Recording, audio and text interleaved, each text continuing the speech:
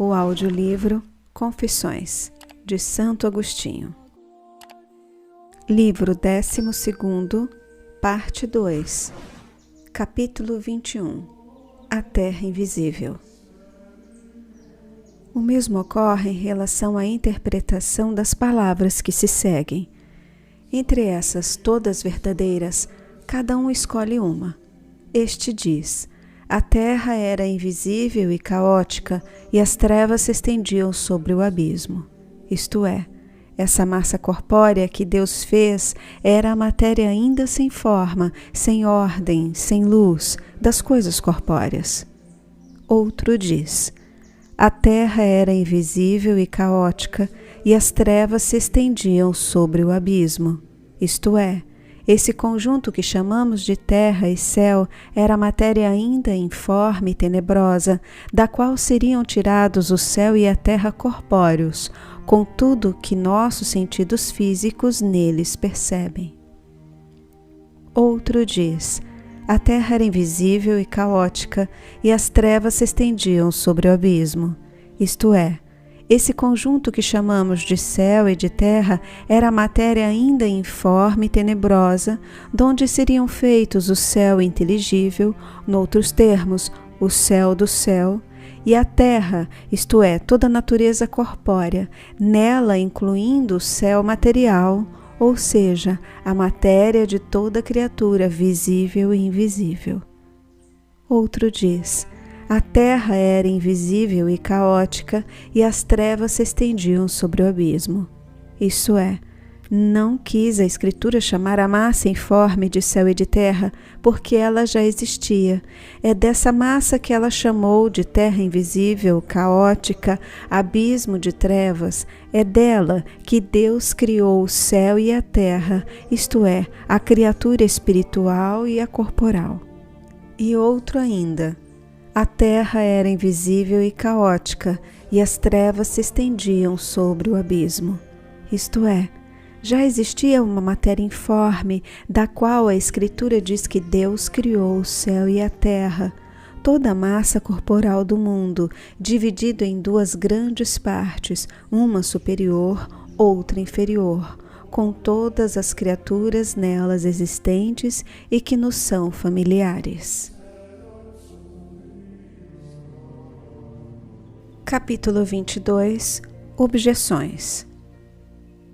Mas a essas últimas opiniões alguém poderia opor a seguinte objeção: se não quereis dar o nome de céu e terra à matéria informe, havia então alguma coisa não criada por Deus e de que ele se serviria para criar o céu e a terra? De fato, a Escritura não diz que Deus criou essa matéria, a menos que consideremos que seja ela o que chama céu e terra quando diz: no princípio Deus criou o céu e a terra. No que se segue, a terra era invisível e informe. Ainda que a Escritura quisesse designar assim a matéria informe, nós apenas poderíamos entender com isso a matéria criada por Deus, conforme está escrito: criou o céu e a terra. Aos que sustentam as duas últimas opiniões que acabamos de expor, ou de uma das duas, respondem assim: não negamos que esta matéria informe seja obra de Deus, de quem procede tudo o que é bom. De fato, afirmamos ser um bem superior o que é criado e plenamente formado, mas também dizemos que aquilo que é passível de ser criado e receber forma, embora seja um bem inferior, é ainda um bem. A Escritura não menciona a criação por Deus dessa matéria informe, mas deixa também de falar de muitas outras coisas, como, por exemplo, da criação dos querubins, dos serafins, dos tronos, das dominações, dos principados, das potestades, todas criaturas que o apóstolo menciona claramente e que Deus evidentemente criou. Se as palavras Deus criou o céu e a terra compreendem todas as coisas, que diremos das águas sobre as quais pairava o Espírito de Deus? Se pretendemos que sejam parte do que designa a palavra terra, Como conceber, por isso, uma matéria informe quando vemos as águas tão belas? E por outro lado, por que está escrito que dessa matéria informe foi criado o firmamento, chamado de céu, quando não se faz menção da criação das águas? Pois as águas que vemos correr com harmoniosa beleza e não são nem informes nem invisíveis. E se elas receberam sua beleza quando Deus disse que se reúnam as águas que estão sob o firmamento? E se nessa reunião receberam sua formação, que dizer das águas que estão acima do firmamento? Informes, elas não teriam merecido lugar tão honroso, nem é referido com que palavras foram formadas. Assim, se o Gênesis é omisso quanto à criação de certas coisas, criação é essa que está acima de dúvidas para uma fé sadia e uma inteligência segura. E se nenhuma doutrina racional ousa sustentar que essas águas são coeternas a Deus, pelo fato de as vermos mencionadas no Gênesis sem a menção do momento de sua criação, por que haveríamos de aceitar, à luz da verdade, que essa matéria informe, que a Escritura chama de terra invisível e desordenada e de abismo tenebroso, foi feita por Deus do nada e por isso não é coeterna a Deus, embora a narração da Escritura tenha deixado de referir o momento em que foi criada?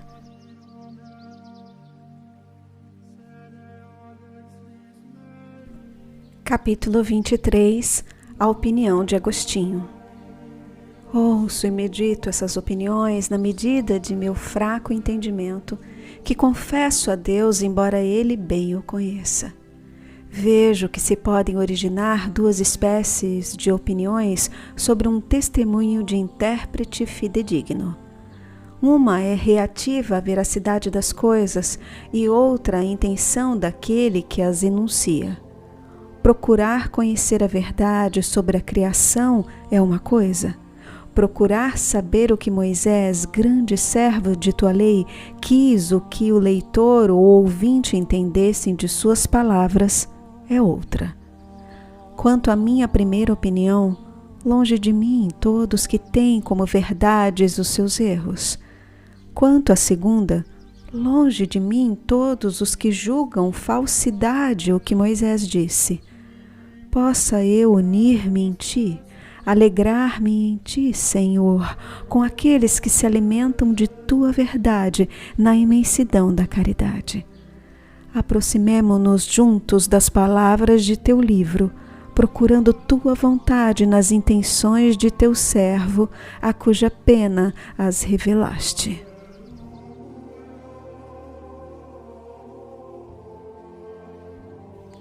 Capítulo 24. Qual a verdade? Quem de nós, entre tantos significados possíveis que ocorrem aos estudiosos, quanto às várias interpretações de tuas palavras, poderá atinar com tais intenções e declarar com segurança: eis o pensamento de Moisés, este é o sentido que quis dar à sua narração. Quem poderá declará-lo com a mesma segurança que ele, que essa narração é verdadeira, qualquer que tenha sido o pensamento de Moisés? Eis que eu, meu Deus, teu servo, te consagrei nesta obra o sacrifício de minhas confissões. Peço a tua misericórdia que me permita a realização desse desejo e declaro com toda a segurança que criaste todas as coisas, as invisíveis e as visíveis, pelo teu verbo imutável. Mas poderei dizer com a mesma certeza que Moisés teve essa intenção e não outra, quando escreveu: no princípio criou Deus o céu e a terra? Embora esteja persuadido de que isto está claro na tua verdade, não vejo com igual certeza o que Moisés pretendia ao escrever tais palavras. Por essa expressão, no princípio, pode ter significado no começo da criação. Por céu e terra, pode ter querido dar-nos a entender a natureza espiritual e corporal, não já formada e perfeita, mas uma e outra, só esboçada e sem forma. Vejo que ambos os sentidos são igualmente plausíveis, mas não posso atinar em qual dos dois pensava Moisés quando escrevia essas palavras. Fosse, porém, qual fosse sua intenção ao exprimir essas palavras, eu não poderia duvidar de que tão grande homem tenha entrevisto a verdade e a tenha formulado adequadamente.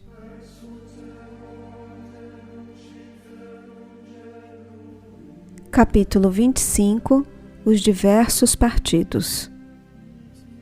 Que ninguém me moleste, portanto, dizendo: o pensamento de Moisés não é o que tu dizes, mas o que eu digo. Se apenas me dissessem: como sabes que Moisés, de fato, entendia essas palavras no sentido que lhe atribuis? Eu não me agastaria e responderia talvez o que respondia acima, ou até mais explicitamente se meu contraditor fosse insistente.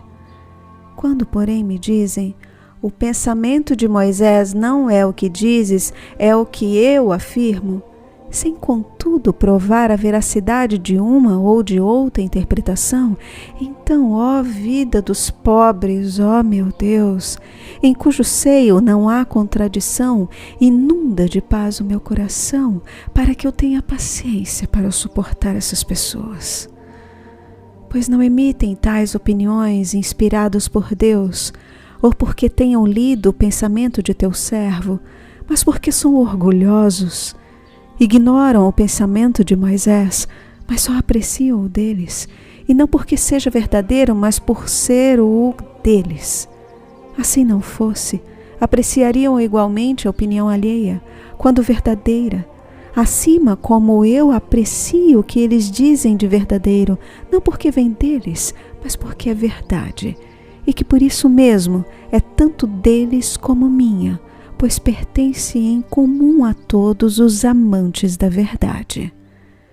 Quanto à pretensão de que o pensamento de Moisés não está no que digo, mas no que eles dizem, isso eu não aceito. Ainda que assim fosse, sua temeridade não é a da ciência, mas a da audácia. Seria produzida não por uma intuição correta, mas pelo orgulho. Senhor, teu julgamento é terrível, porque tua verdade nem é um bem meu, nem é um bem deste ou daquele. A verdade é o bem de todos nós, e tu nos conclamas abertamente a que participemos dela, com a advertência severa de que não a possuímos como bem privativo, para não nos sermos privados dela. De fato, quem reivindica apenas para si o que ofereces para gozo de todos, e que quer para si o que é de todos, é rejeitado desse bem comum para o que é seu, isto é, da verdade para a mentira. O que fala mentira fala do que é seu. Ouve, pois, juiz excelente, ó Deus, que és a própria verdade, ouve o que respondo a esse contraditor. É diante de ti que falo e na presença de meus irmãos que usam legitimamente da lei, cujo fim é a caridade. Escuta e vê o que lhes digo, se é de teu agrado. Eis as palavras fraternas e de paz que lhe dirijo. Quando ambos vemos que tuas palavras são verdadeiras, ou as minhas palavras são verdadeiras, pergunto: onde o vemos? Certamente não é em ti que eu a vejo, nem tampouco é em mim que tu a vês, embora a vemos na verdade imutável que está acima de nossas inteligências. Uma vez que não discordamos sobre essa luz do Senhor nosso Deus, por que discutir sobre o pensamento de nosso próximo? Nós não o podemos ver como vemos a verdade imutável. Se o próprio Moisés nos aparecesse e nos explicasse seu pensamento, nem assim veríamos esse pensamento, mas apenas acreditaríamos nele. Cuidemos, pois, de não nos levantarmos orgulhosamente um contra o outro a respeito das Escrituras. Amemos ao Senhor, nosso Deus, de todo o nosso coração, de toda a nossa alma, de todo o nosso espírito, e ao próximo como a nós mesmos. É segundo esses dois preceitos da caridade que Moisés pensou aquilo que escreveu em seus livros. Não acreditarmos nisso seria considerar o Senhor mentiroso, atribuindo a seus servos sentimentos distintos daqueles que ele próprio lhe ensinou. Diante de tantos pensamentos igualmente verdadeiros que podem ser deduzidos dessas palavras, vê que estolice afirmar temerariamente que Moisés teve este pensamento e não aquele, ofendendo com nossas disputas perniciosas a caridade, por amor da qual ele escreveu as palavras que procuramos interpretar. Capítulo 26. Agostinho no lugar de Moisés.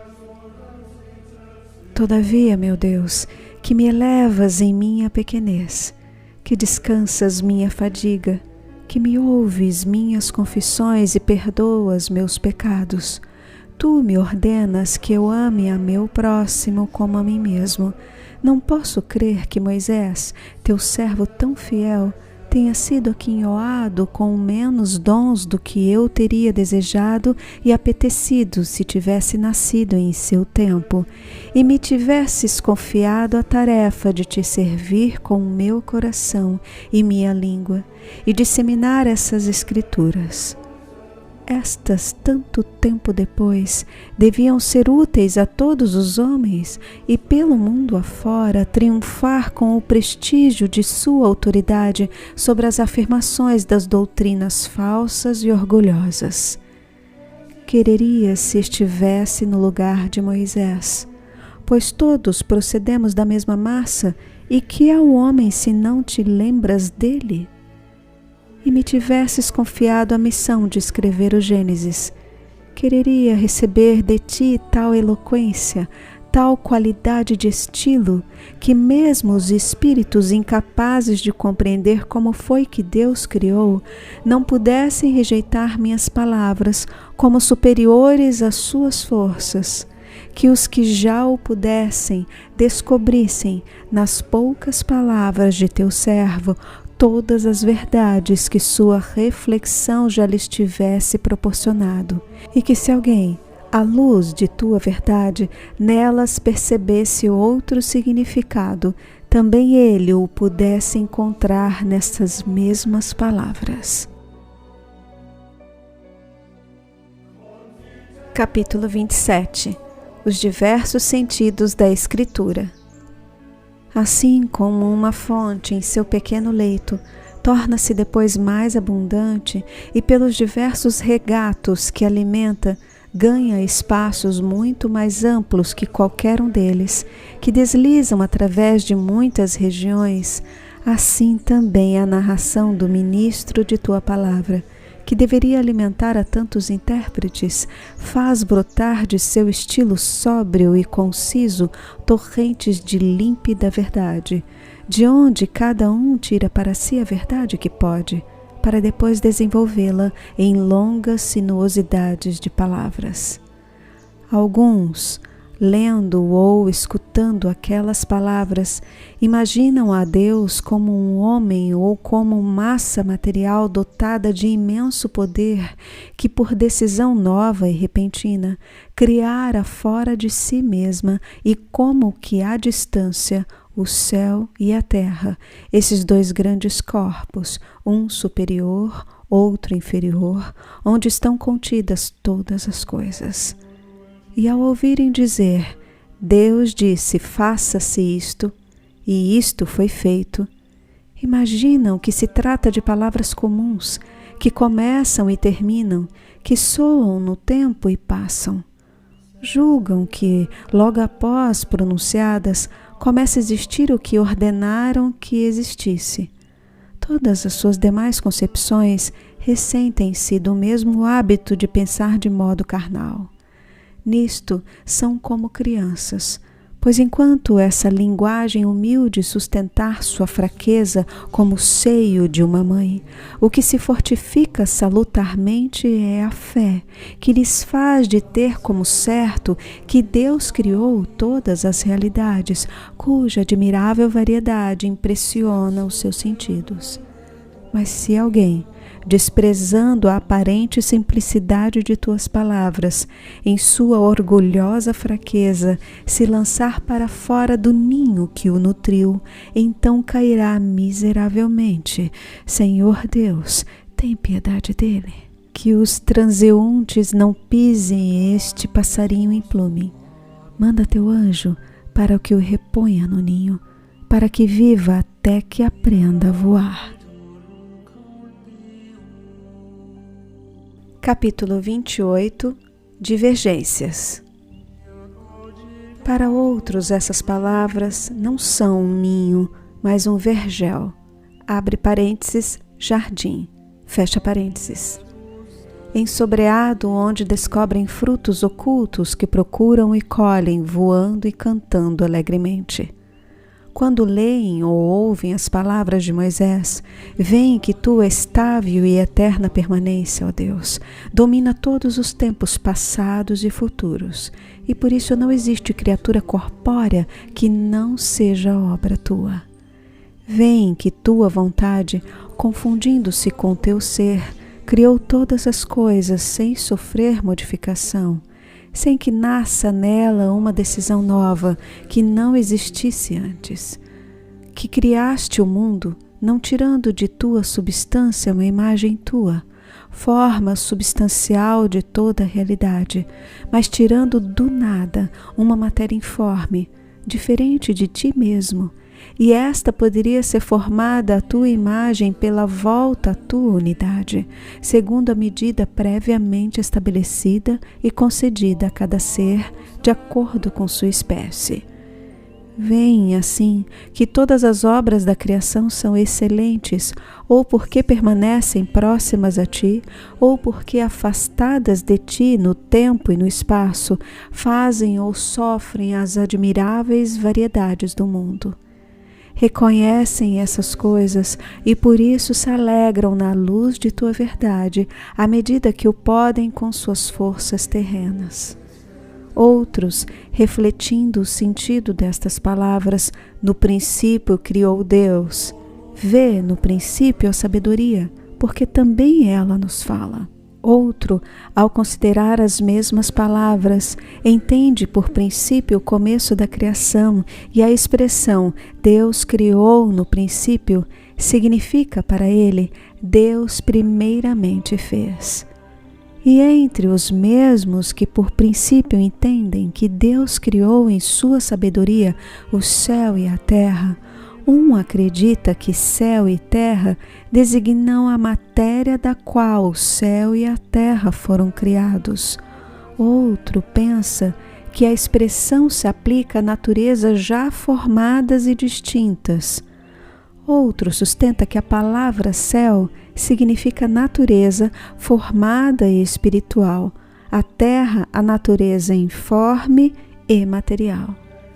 Aqueles, porém, que entendem por céu e terra a matéria ainda informe, com a qual viriam a ser formados o céu e a terra, não têm unanimidade. Um concebe essa matéria como origem, comum das criaturas sensíveis e espirituais, outro apenas como fonte de massa sensível e corpórea, contendo em seu vasto seio todas as realidades visíveis oferecidas a nossos sentidos. Tão poucos são unânimes os que creem que nesse texto céu e terra se refere às criaturas já formadas e dispostas. Um acredita que se trata do mundo invisível e visível, outro apenas do mundo visível, onde se contempla o céu luminoso e a terra tenebrosa, com tudo que eles contêm.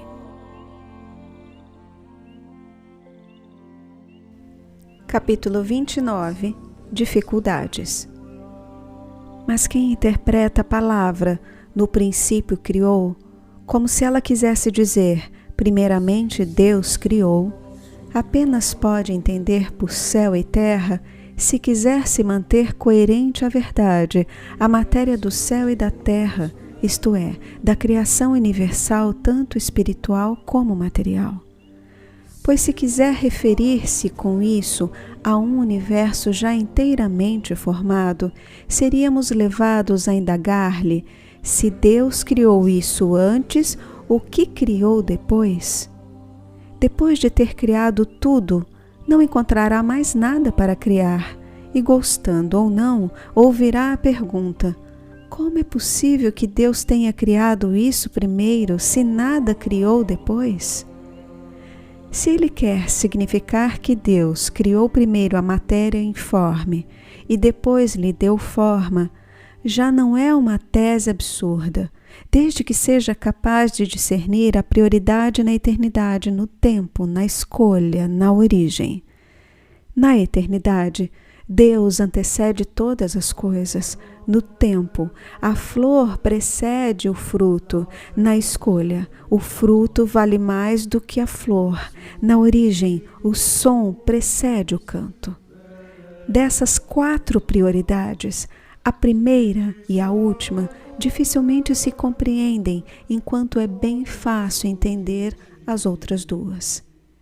É de fato raro e dificultoso conceber a tua eternidade criando, mas conservando-se imutável as coisas mutáveis e por isso antecedendo-as. E precisa ter uma inteligência penetrante para compreender, sem grande esforço, como o som antecede o canto, uma vez que o canto é o som organizado. E uma coisa pode muito bem existir sem forma, mas o que não existe não pode receber forma. Assim, a matéria é anterior ao que dela se forma, e não porque seja sua causa eficiente, pois também é objeto da criação, nem tampouco porque lhe seja anterior no tempo. De fato, não emitimos, em um primeiro instante, sons desarticulados e informes, para depois o ligarmos e formar uma melodia em um canto, como se faz com a madeira e a prata ao fabricarmos uma arca ou um vaso. Com efeito, essas matérias precedem no tempo os objetos que delas são feitos, mas com o canto não é assim. Quando se canta, ouve-se o som do canto. Não há, em primeiro lugar, sons desorganizados que depois assumem a forma de canto. Logo que ele soa, o som se desvanece e não deixa de si nada que se possa coordenar com arte. Por conseguinte, o canto é formado de sons. O som é a sua matéria e, para se transformar em canto, recebe uma forma. A prioridade não se fundamenta em um poder criador, porque o som não é um artífice do canto, mas é apenas posto pelo corpo à disposição da alma do cantor, para que dele faça um canto. Nem se trata de prioridade temporal.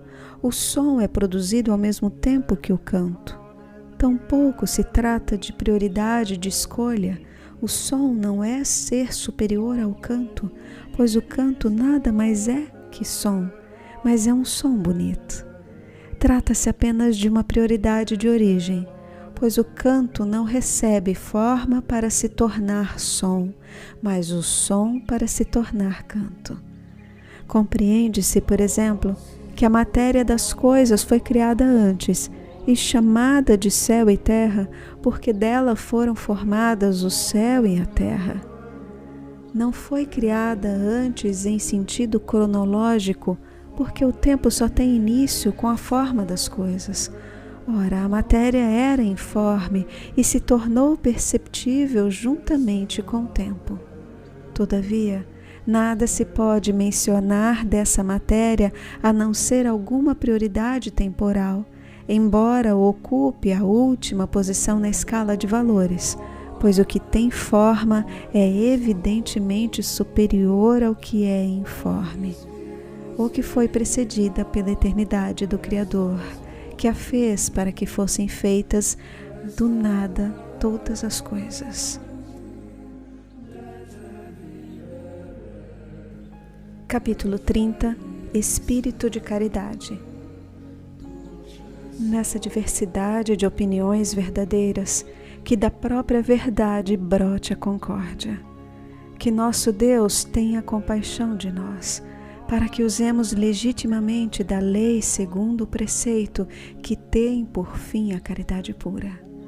Por isso, se me perguntarem qual dessas opiniões foi a teu servo Moisés, eu não seria coerente com minhas confissões se não te confessasse que o ignoro.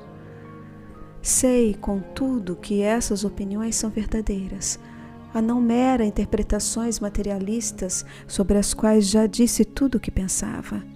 São como meninos esperançosos, aqueles que não temem as palavras do teu livro, tão profundas em sua humildade, tão eloquentes em sua concisão. Mas nós todos, que eu o declaro, distinguimos e dizemos a verdade sobre tais palavras. Amemo-nos uns aos outros, e amemos igualmente a ti, nosso Deus, fonte da verdade, pois temos sede, não de fantasias, mas da própria verdade. Honremos a teu servo que nos legou tua Escritura, cheio de teu Espírito, e estejamos certos que, ao escrever as palavras que lhe revelaste, ele teve em mira as revelações mais salientes da verdade e seus frutos proveitosos.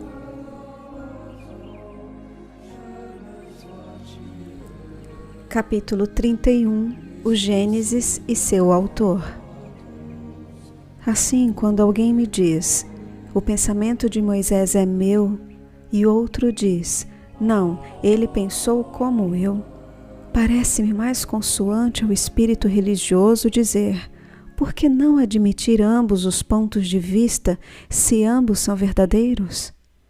E se alguém descobrir um terceiro, um quarto sentido e outros mais, desde que sejam verdadeiros, por que não acreditar que Moisés viu todos eles, ele, por cujo intermédio o Deus único adaptou as Escrituras à inteligência da multidão, que deveria descobrir-lhe significados diversos e verdadeiros? Por mim, digo-o sem hesitar e do fundo do coração, se investido da mais alta autoridade tivesse algo a escrever, preferiria fazê-lo de modo que minhas palavras proclamassem tudo que cada um pudesse conceber de verdadeiro sobre isso, em vez de propor um significado único e claro que excluísse todos os demais, cuja falsidade não me pudesse ofender. E também não quero, meu Deus, ser tão temerário ao ponto de acreditar que esse grande homem não mereceu de ti essa graça. Moisés, redigindo esses textos, pensou, concebeu todas as verdades que já fomos capazes de encontrar e também as que não o pudemos, mas que podem ser descobertas.